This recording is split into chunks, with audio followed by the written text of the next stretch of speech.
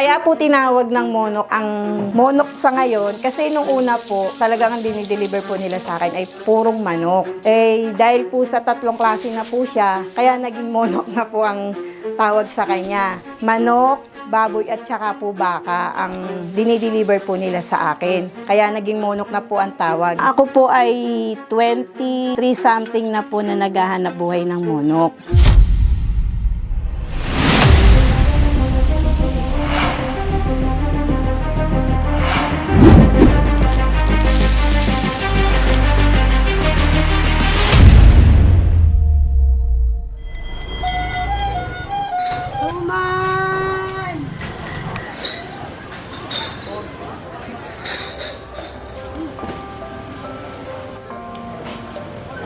Ako po si Loida Oralio, 47 years old.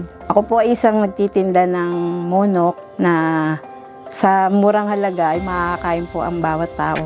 Ito po ay naman ako sa aking ina, na mulat sa po siya po ang nagturo sa akin kung paano ko po lutuin ang monok.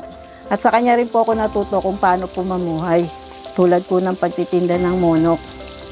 Ito po ay nanggagaling sa restaurant, 3 klaseng hotel, sideline po ng mga kusinero. Ito po ay nilalabas nila at pinababayaran sa nagde-deliver sa akin para po maging tinda ko.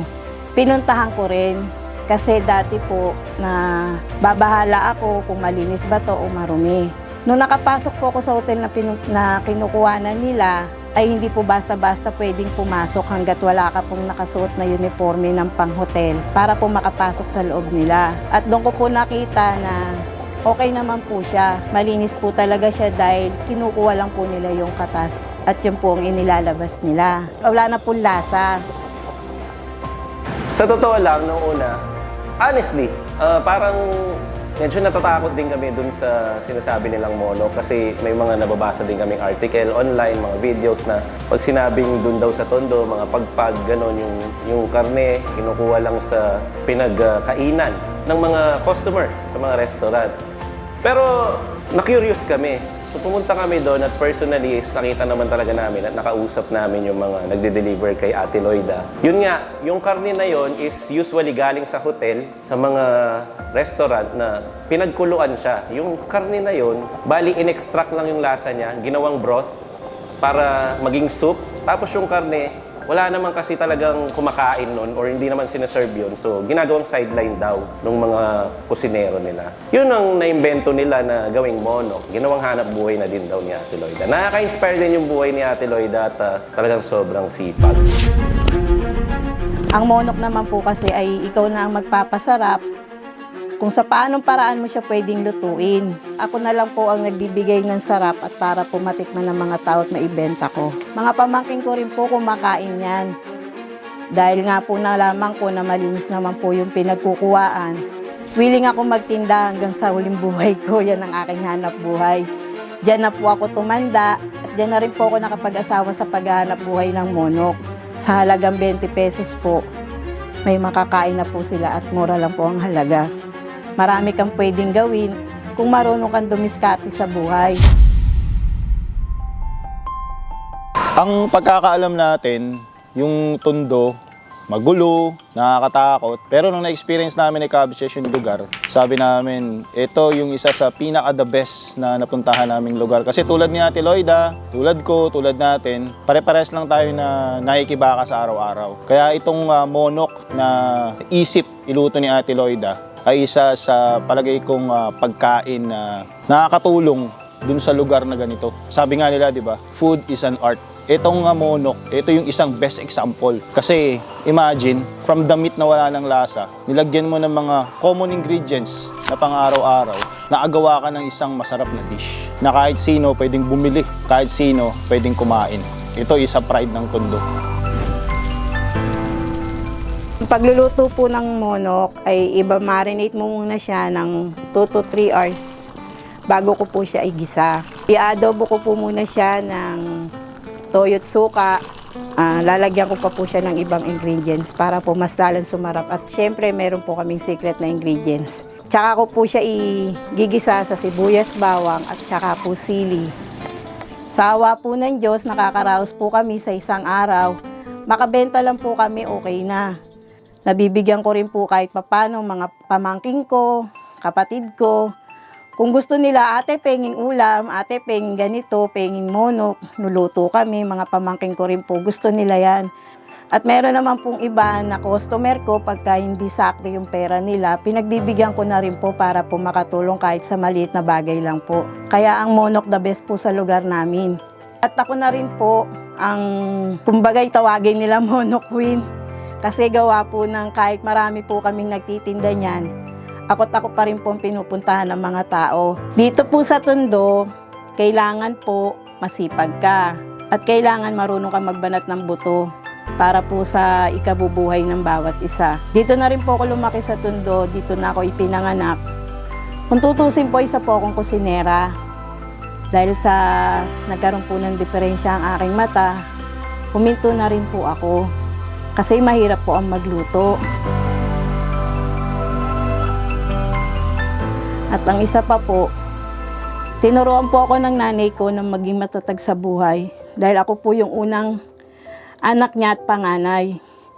Sa tulong po ng aking ina hanggang sa ngayon, iniisip ko po siya kasi gawa nang siya po yung nagbigay sa akin ng lakas ng loob at katatagan para mayakap ko ang aking mga kapatid. Sa tulong po niya, natuto po ako sa buhay ko na masukan po ako bilang isang kusinera at ako po hanggang sa natutong magtinda at nagkarinderya din po ako, katulong ko rin po ang nanay ko.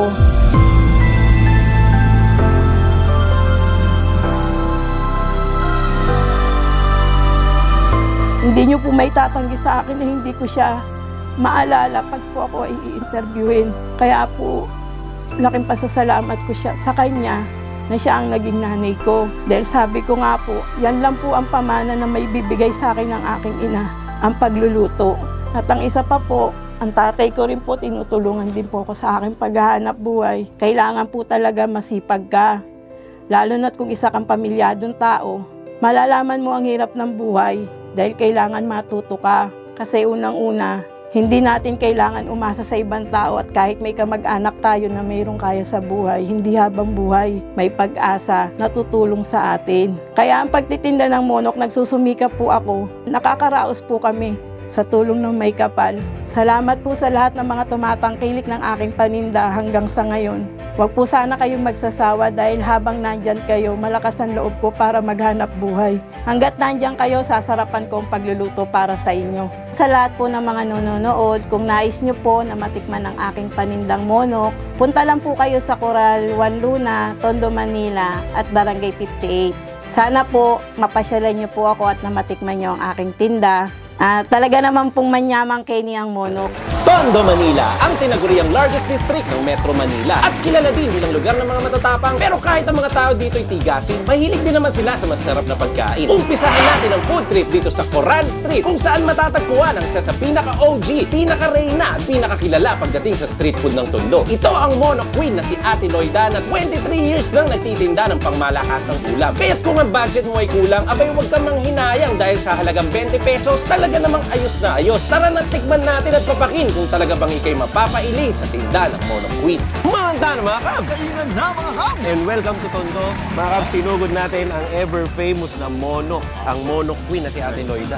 Ang gold, ang gem dito sa gitna ng Tondo. At tingnan natin ang mabilisan, ano? Kasi kasalukuyan mga kabs, ang dami na talagang tao, dinudumog na si Ate Loida. Tikman agad natin ang monok niya na halo-halong baboy, manok at saka baka. Sabay sa kanin. Yan ang partner dyan, pang ulam. Cheers! Cheers!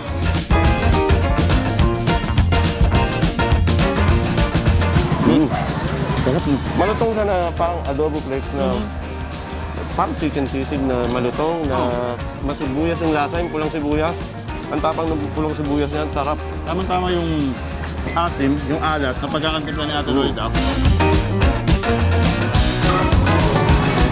Ang sarap niya ihalo sa kanin mga kabs. Pero disclaimer lang, wala naman talagang tindang kanin dito kay Ate Loida, no? Sinapsain lang tayo.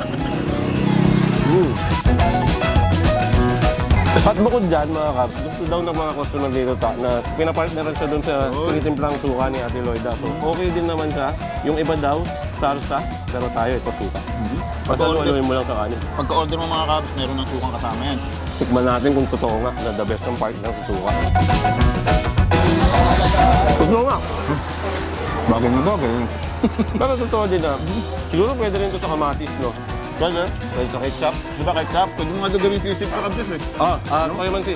Pwede yan. Sa mga nagtataka kung ano ang monok, katulad nga ng kinuwento ni Ate Loida, ano siya, mga pinakuluang karne galing sa restaurant. Parang kami din kasi mga kabs, di ba may mga kainan kami na business.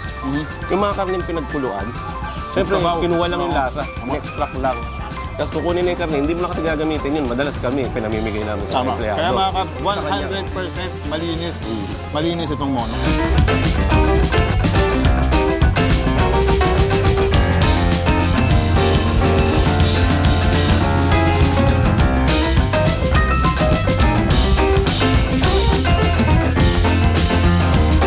Legendary na naman itong pinuntahan natin ng Monok Queen. Isa na naman, napunta natin na discover. 23 plus or 20 plus years na kasi na nagluluto nitong monok at naipamana nga sa kanya ito ng nanay niya. So noon talaga, ang pinaka-OG sa monok dito sa Tondo ay yung nanay ni Ate Loida. Kasi pinagpatuloy nga niya. At napakagaling niya magtimpla mga kabs. Tignan nyo ha, from dun sa walang lasang karne, napasarap niya ng ganito.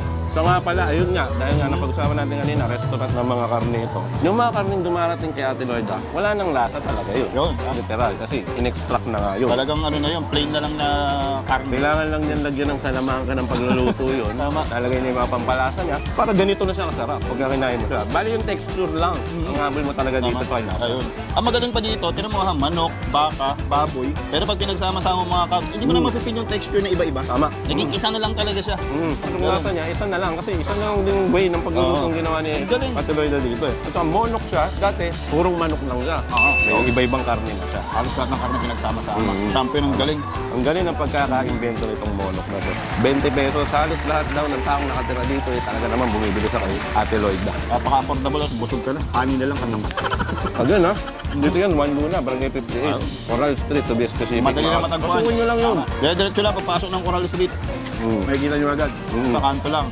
Sa Ate Loida. Available naman si Ate Loida sa tindahan niya. Hanggat meron daw nagde-deliver from restaurant ng mga karne. At dinudumog talaga, ang daming tao. Dami. Kasi nga naman, napakamura, pero napakasarap. Hindi mo talaga may tatanggi na dinudumog siya kasi kung alam mo kung ilan ang napapaubos niya sa isang araw. Nasa 35 kilograms na. Imagine that, 35 kilograms ang bigat nun. Ang dami nun. Ang dami mo kasi nakatasan na yun eh. Diba? Bigat yun. Ganun karami.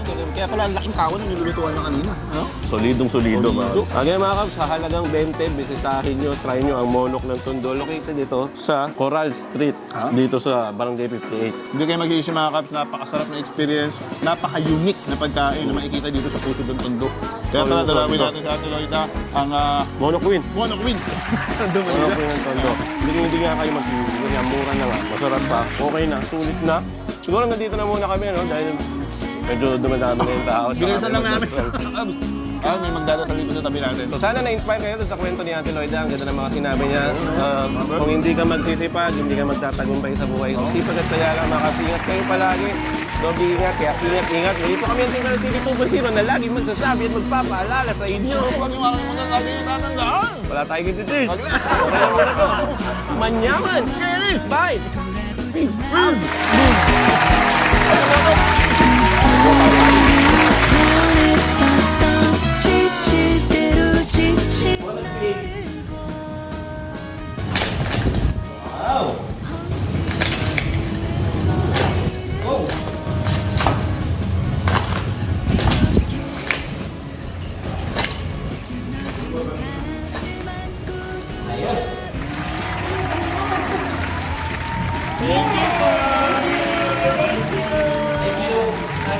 Thank you dito. Ate Loida, una na po kami. Thank you very much po. Thank you din po sa kapatid ni Ate Loida. Nag-serve sa mga mag-anak. Welcome sa amin dito. Napakasarap po ng monok nyo. Champion. Yo, solid. Grabe talaga. Tingnan nyo mga sarap. Yan o. Yan ang mga pamangkin ni ate. Tumutulong din sa kanya. Tinutulungan ako niya mga yan. Harap ka muna, Beo. Yan. Ito pa ang mga manok nila. Ayan, pawalo ko sila ngayong gabi ito. Mga gusto nila. Kasi may mga padating pa. Ate Loida, thank you very much. Balikan ka po namin. Sorpresa. Hi, thank you po. Nakatapos din ni Ate Loida. Thank you po. Ay, Kabs yan. Ang abs natin. Ang kapatid ni Ate Loida. Si tatay, babalikan natin para sa Red Doors. Bye. Salamat sa inyo. Sige po. Galing kayo ah. Kasi kayo umalis ko. Wala kayong daya. Babalik kami. Ay, hindi ko alam papaga. Pupunta ako kayo doon. Ako, may pa-take out pa si Ate Loida. Eto. Sige, papasalubong namin to, Para Ate may Loida. pabalikan. Saka pupulutanin namin to. O, diba? Kailangan niya Red Doors. Salamat, Ate Loida. Thank you din. Bye-bye. Hoy, Capches, ito na yung take out. Take out ka pa talaga. Thank you po. Thank you, Ate Loida. May pasalubong pa tayo kay Mother. Salamat. Dami na customers.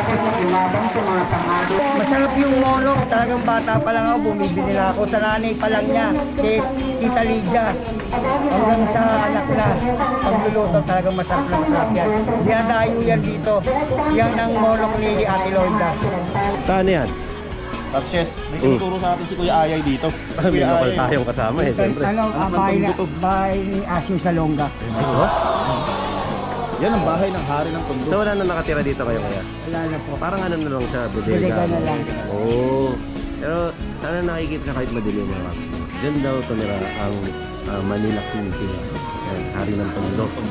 Asang sa Longga. What, Malapit dito sa Reyna ng Reyna naman.